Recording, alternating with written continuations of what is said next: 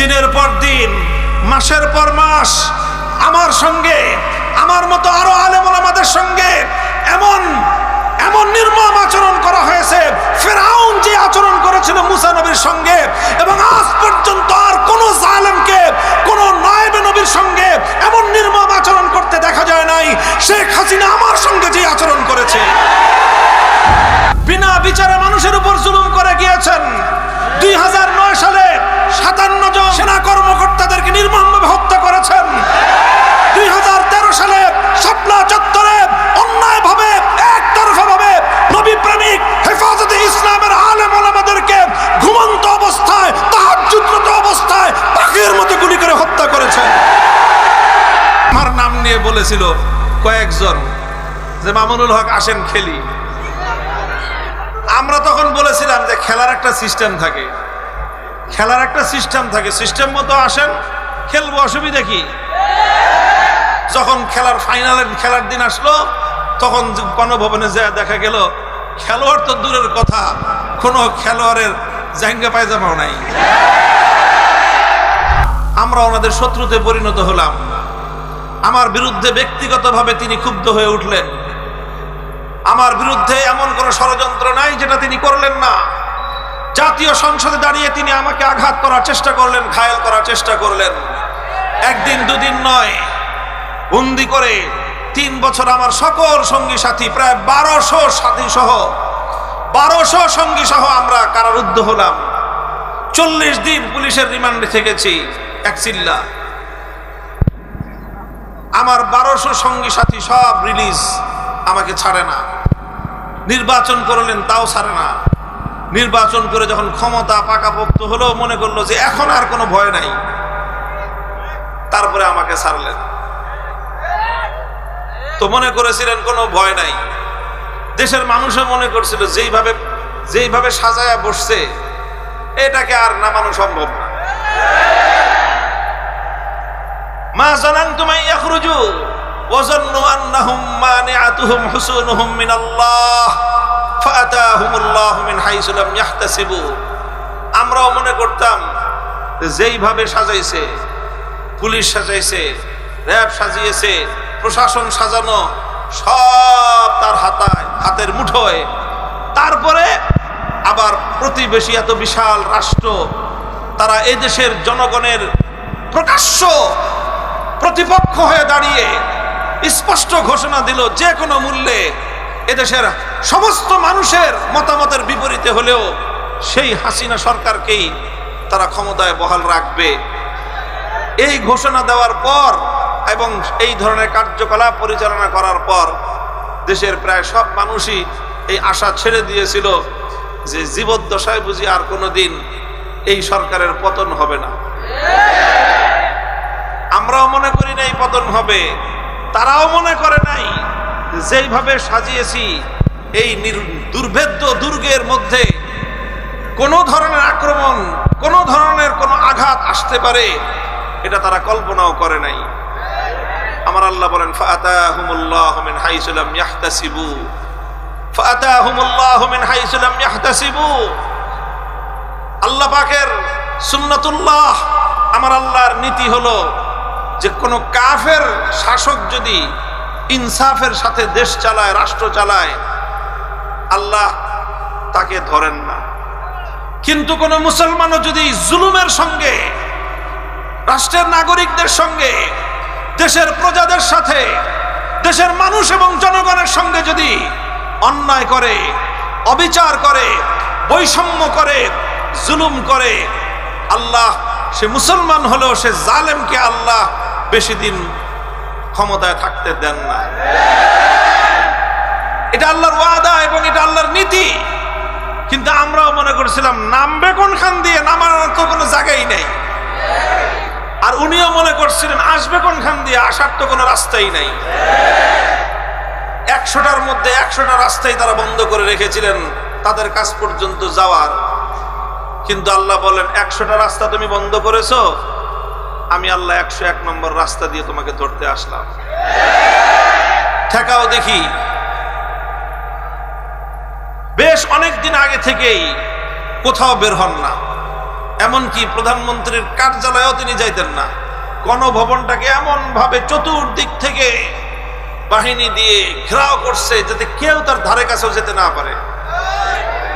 আর আমরা যেহেতু থাকি পাশাপাশি মোহাম্মদপুর, একটা আওয়াজ উঠে গেছে যে মোহাম্মদপুর থেকে মামুনুল হকের নেতৃত্বে গণভবনে যে কোনো সময় আক্রমণ হতে পারে।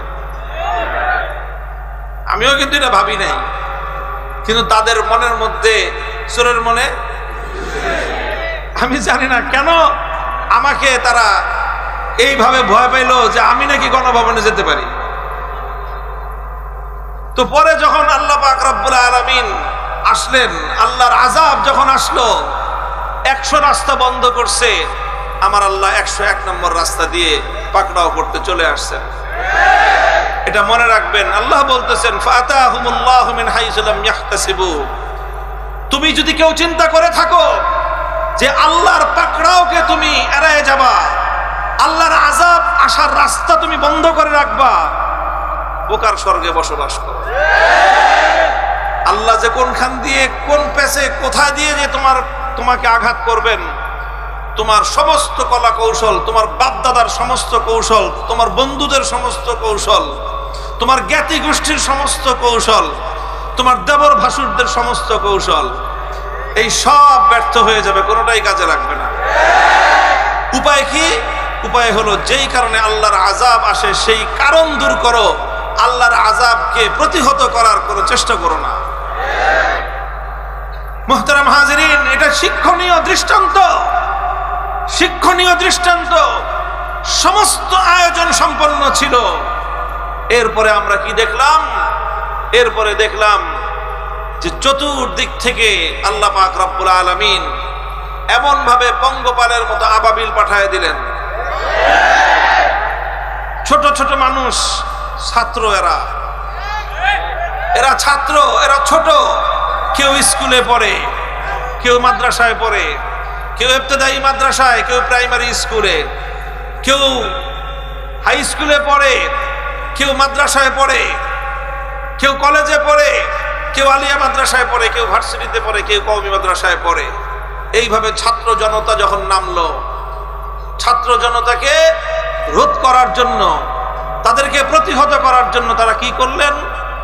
তারা হেলমেট বাহিনীকে হাতে পিস্তল দিয়ে নামায় দিলেন। এইভাবে নির্মম ভাবে গুলি করে করে এক একটা সন্তানকে হত্যা করলো। মানুষ প্রত্যক্ষ করলো।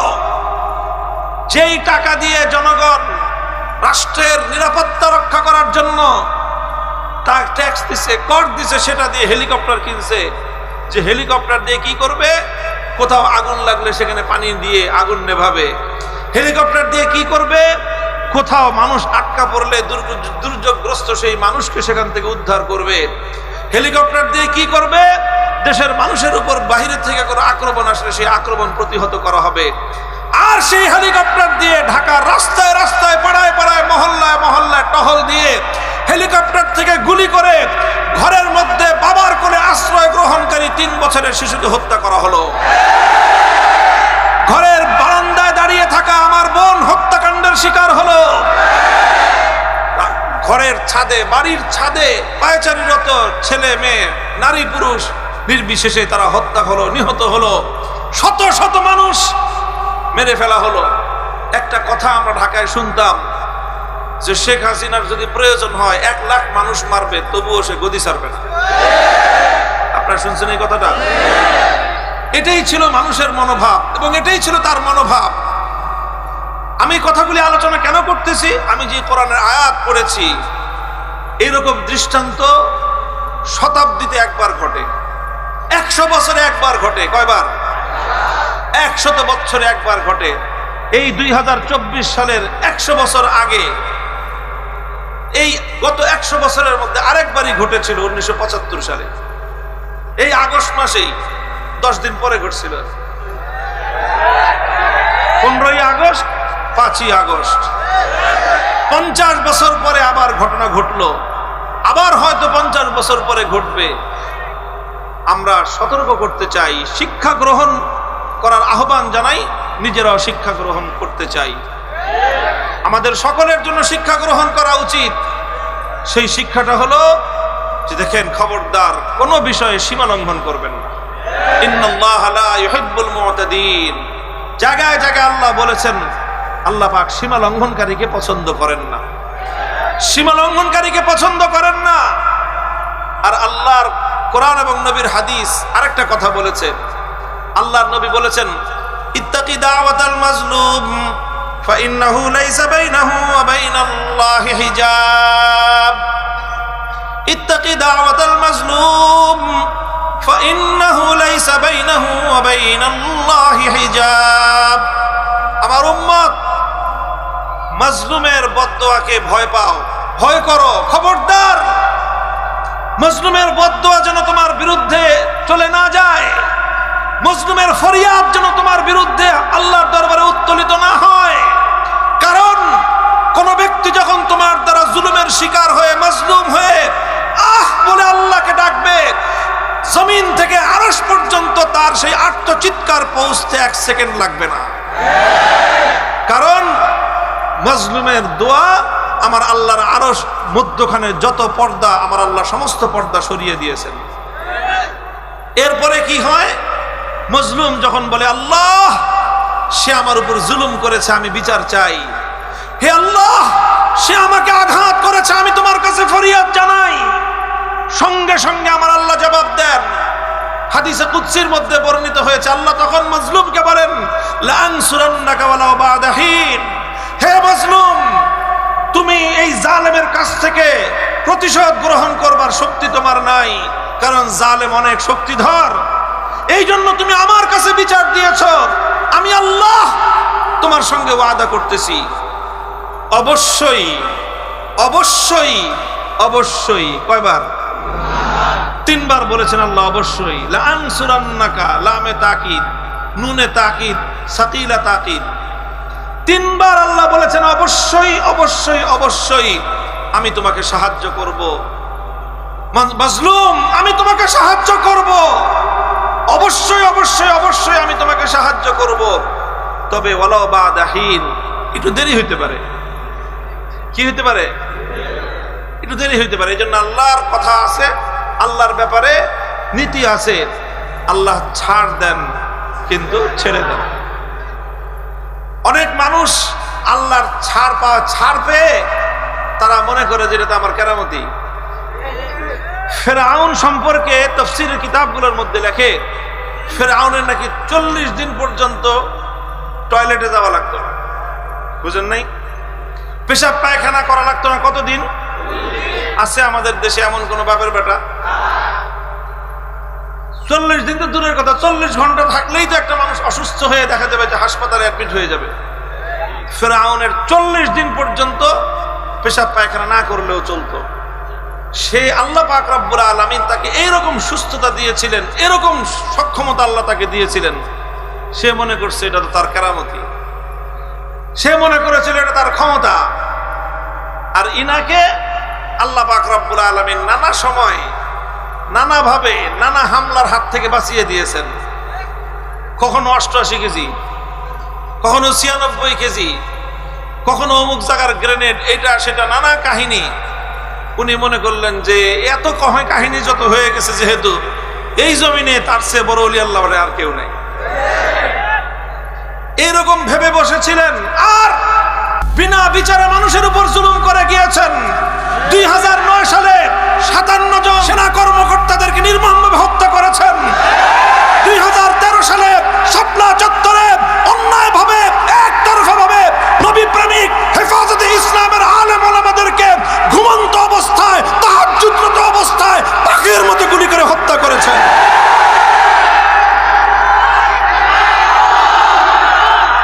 চিন্তা করতে পারেন, চিন্তা করতে পারেন বৈষম্যটা কোথায়? হে দেশবাসী, দেশের কর্ণধার, রাজনৈতিক নেতৃবর্গ, দেশের প্রশাসন, রাষ্ট্রযন্ত্রে যারা আছেন, খুব ভালো করে শুনে রাখেন। দেখেন 2013 সাল যাদের মনে আছে, একটু অতীতের সেই আজ থেকে 11-12 বছর আগের স্মৃতির পাতাটা একটু উল্টান। প্রথমে চলেন শাহবাগের মোড়ে যাই। একদিকে পিজি হাসপাতাল, বঙ্গবন্ধু শেখ মুজিব মেডিকেল কলেজ হাসপাতাল নাম দিয়েছে পরবর্তীতে।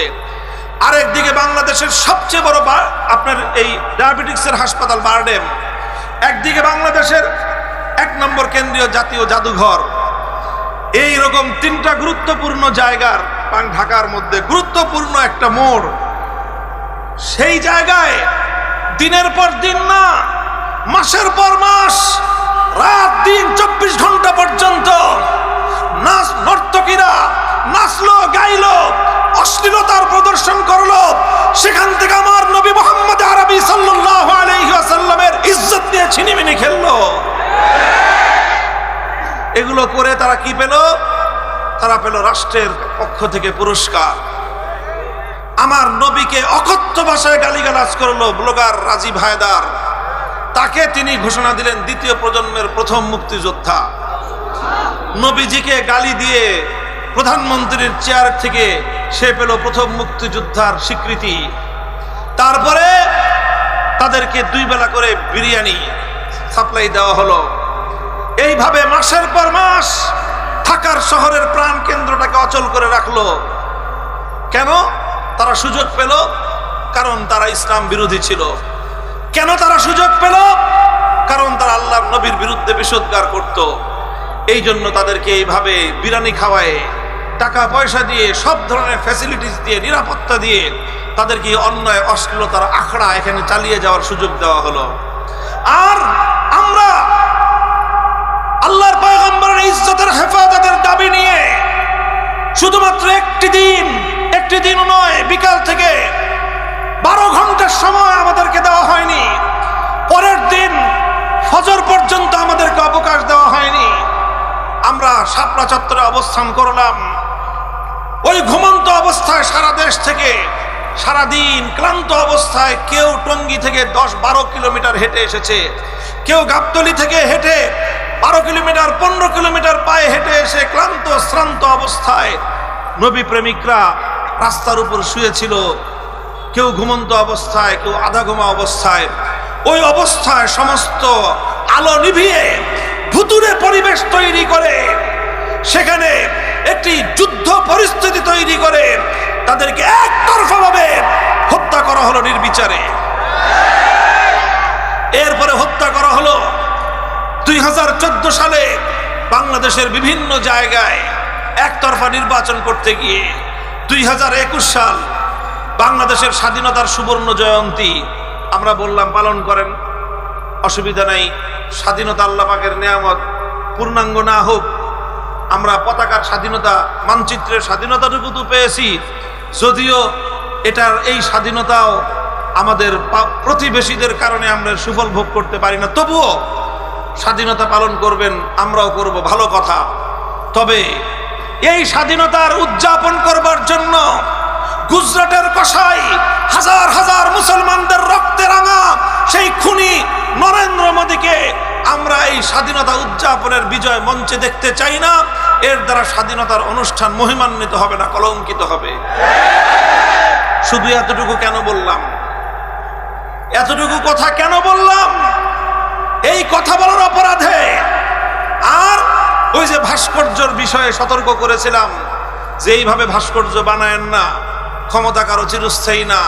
কোনো একদিন আপনার ক্ষমতা চলে গেলে তখন আপনিও যাবেন, সাথে আপনার ভাস্কর্য তো যাবেই, সাথে আপনার মৃত পিতা তার মান সম্মান যাও ছিল ওটুকু ধুলোই না, শুধুমাত্র বাঙালিদের পেশাবের সাথে ভেসে যেতে পারে। এই কথা কেন বললাম? ক্ষুব্ধ হলেন, জুলুম করলেন, আর আমাদের 25 জন সন্তান এবং ভাইকে নির্বিচারে গুলি করে হত্যা করলেন। আসলো 2024 সাল, জুলাই মাসের 36 তারিখ পর্যন্ত। কত তারিখ? 36 তারিখ কেমনে? জুলাই মাস হলে আসলে 31 মাস, কিন্তু এদেশের ছাত্র জনতা তারা বলছে জুলাই বিপ্লব। এই জুলাই মাস যাইতে দিব না, যেই বিপ্লব শুরু হয়েছে। জুলাই মাস শেষ হয় তারা আজকে জুলাই মাসের 32 তারিখ, তারপরে বলে 33, তারপরে বলে 34, তারপরে বলে 35, তারপরে ঘোষণা দিল যে ফাইনাল খেলা 36 তারিখ। খেলার ঘোষণা আসলো, আমরা দেখলাম যে একতরফা খেলা হয়। কত মানুষ আগে খেলা খেলবো, আসো খেলি ঘোষণা দিছে, আমার নাম নিয়ে বলেছিল কয়েকজন যে মামুনুল হক আসেন খেলি। আমরা তখন বলেছিলাম যে খেলার একটা সিস্টেম থাকে, খেলার একটা সিস্টেম থাকে, সিস্টেম মতো আসেন খেলবো, অসুবিধা কি? যখন খেলার ফাইনালের খেলার দিন আসলো তখন গণভবনে যা দেখা গেল খেলোয়াড় তো দূরের কথা, কোনো খেলোয়াড়ের জাঙ্গা পায়জামাও নাই। মুহতারাম হাজিরিন, কথাগুলো এজন্য বলতেছি, শুধু কটাক্ষ করার জন্য নয়, শিক্ষা গ্রহণ করার জন্য। 50 বছর পর পর এই ধরনের দৃষ্টান্ত আসে, কখনো 100 বছর পরে আসে, কখনো 1000 বছর পরে এরকম দৃষ্টান্ত প্রতিষ্ঠিত হয়। দৃষ্টান্তটা হলো এই, ওয়াসাকানতুম ফি মাসাকিনিল্লাযিনা যালামু আনফুসাহুম ওয়া তাবায়্যানা লাকুম কাইফা ফাআলনা বিহিম ওয়া দারাবনা লাকুমুল আমসাল। এই জালিমরা জুলুম করে করে প্রত্যেকটা জনপদে জুলুমের নিশানা রেখে গেছে। ঘরে ঘরে আজ সন্তান হারা মায়েরা হাজারি, কম করে হলেও 1000 বাংলার সন্তানকে হত্যা করা হয়েছে এই 1 মাসের মধ্যে। 1000 নিরপরাধ মানুষকে গুলি করে হত্যা করা পৃথিবীর ইতিহাসে বিরল ঘটনা। হত্যা করলো, ঘরে ঘরে আর সেই জুলুমের চিহ্ন বিদ্যমান। 1000 তো শুধু নিহত হয়েছে, চক্ষু হারিয়েছে কত শত মানুষ। চক্ষু ইনস্টিটিউটে গেলে চোখের পানি আপনারা কোনো পাষাণ মানুষও ধরে রাখতে পারবে না। তাগড়া তাগড়া যুবক, তাদেরকে কাছ থেকে এই বুলেট ছুড়ে গুলি, চক্ষু লক্ষ্য করে গুলি করা হয়েছে। এত চোখের উপর গুলি লাগে এমন নজির এবং এত বেশি ঘটনা পৃথিবীর ইতিহাসে পাওয়া যাবে না। ঘটনা থেকে প্রতীয়মান হয় যে লক্ষ্য করে চোখের উপর গুলি মারা হয়েছে। এই কারণে বিপুল পরিমাণ সম্ভাবনাময় চোখ অন্ধ হয়ে গিয়েছে, স্বপ্নগুলো ধূলিসাৎ হয়ে গেছে, অসংখ্য সন্তান পঙ্গুত্ব বরণ করেছে, পা কেটেছে, হাত কেটেছে। হাজার হাজার মানুষের শরীরের মধ্যে সারা জীবন এই জুলুম, এই অন্যায় এবং অবিচারের চিহ্ন বাংলাদেশের প্রতিটি অঞ্চলে ছড়িয়ে ছিটিয়ে আছে। গুমের শিকার হয়েছে কত মানুষ আল্লাহই ভালো জানেন। কত মা আজও পর্যন্ত তার সন্তানের আশায় রাতের বেলায় প্রহর গুনতে থাকে যে কখনো তার খোকা এসে দরজায় কড়া নেড়ে বলবে, মা আমি এসেছি। এই অপেক্ষায় অনেক মা এখনো তার সন্তানের জন্য প্রহর গুনতে থাকে। সবাই সান্ত্বনা দেয় যে মা তোমার ছেলে আর আসবে না, সবার মন মেনে গেছে, মায়ের মন তো এখনো মানে না।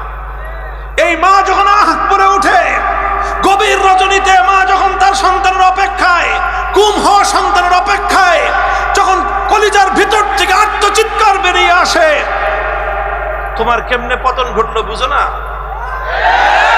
কেমনে পতন ঘটে বুঝো না? ওই একটা মায়ের একটা আর্তচিৎকার তোমার মতো হাজার ফেরাউন ধ্বংস হওয়ার জন্য যথেষ্ট। ইত্তাকি দাওয়াতাল মাজলুম।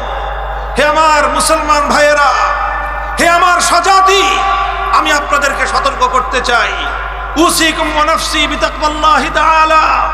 আমি আপনাদেরকে এবং আমাকে, আমার স্বজাতি, আমাদের সকলকে এই বিষয়ে সতর্ক করতে চাই। খবরদার, খবরদার করবেন না, জুলুম করবেন না।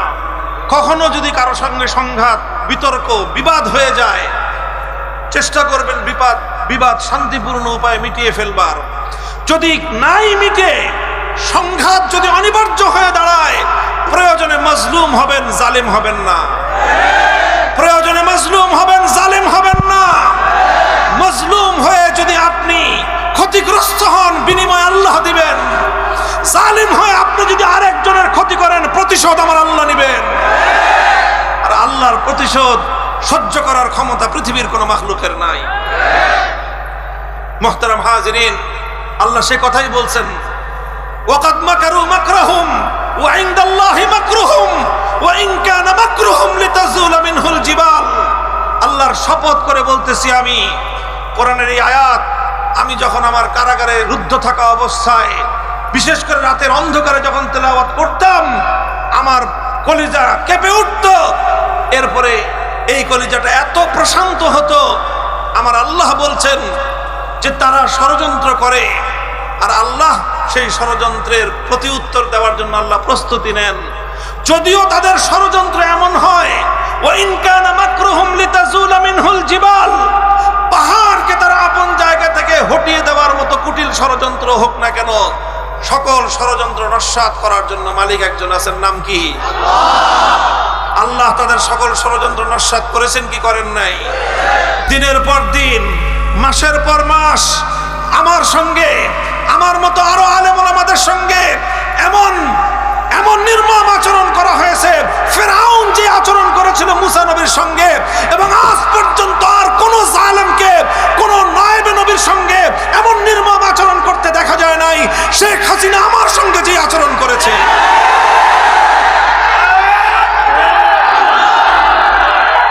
প্রিয় দেশবাসী, এলাকাবাসী, অনেক দীর্ঘ হয়ে গেছে আমার বক্তব্য। আমি এত লম্বা কথা বলার ইচ্ছা করেছিলাম না। আমি আমার আলোচনা শেষ করব এক শিক্ষার উপর, এক কথার উপর। জুলুম আমরা করব না, কাউকে জুলুম করতেও দেব না। জুলুম আমরা করব না, কাউকে জুলুম করতে। যেখানেই জুলুম দেখবেন, জালেমরা যেখানে আখড়া গাড়বে, মাজলুমরা ঐক্যবদ্ধ হয়ে সমস্ত জালিমের ভিত কাঁপিয়ে তুলতে হবে। প্রস্তুত থাকবেন তো ইনশাআল্লাহ? সমস্ত জুলুমের উৎখাত করে, সমস্ত জুলুমের উৎখাত করে ইনসাফপূর্ণ ন্যায় নীতি ভিত্তিতে একটি সমাজ গড়তে হবে। ইনসাফপূর্ণ বৈষম্যহীন ন্যায় নীতির সমাজ গড়তে হলে মানব রচিত কোনো তন্ত্রমন্ত্র দিয়ে এই পূর্ণাঙ্গ ইনসাফপূর্ণ সমাজ বাস্তবায়ন সম্ভব নয়। এর জন্য একমাত্র প্রয়োজন আরশের মালিক, আসমানের মালিক আল্লাহ রাব্বুল আলামিন প্রদত্ত খেলাফতের রাষ্ট্র ব্যবস্থার মাধ্যমেই ইনসাফপূর্ণ ন্যায়ের সমাজ কায়েম করতে হবে। কাজে আমাদের চূড়ান্ত মঞ্জিল, আমরা খেলাফত, আল্লাহর জমিনে আল্লাহর খেলাফত কায়েম করবো ইনশাআল্লাহ। রাজি আছেন তো? আমরা বাংলাদেশ খেলাফত মজলিসের পক্ষ থেকে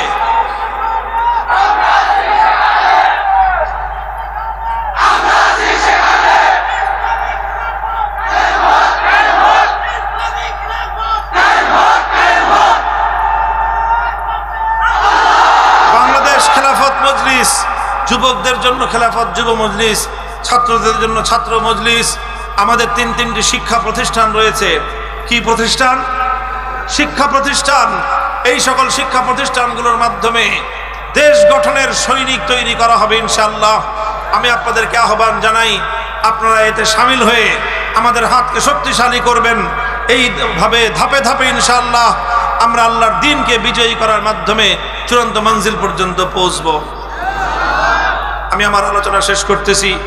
আপনাদের এলাকার আমার অত্যন্ত মহাব্বতের মানুষ হযরত মাওলানা কোরবান আলী কাসেমি হাফিজাহুল্লাহ তাআলা, মূলত তার মহাব্বত এবং ভালোবাসার সূত্রে আজকে আপনাদের এখানে আগমন আমার।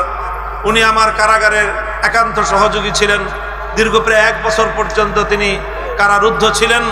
ওনার জন্য আমি আপনাদের কাছে দোয়া চাই। ওলামায়ে কেরামের জন্য আপনারা দোয়া করবেন, আলেমদের সাথে থাকবেন। আল্লাহ আপনাদের সকলকে কবুল করুন। ওয়া আখিরু দাওয়ানা আলহামদুলিল্লাহি রাব্বিল আলামিন।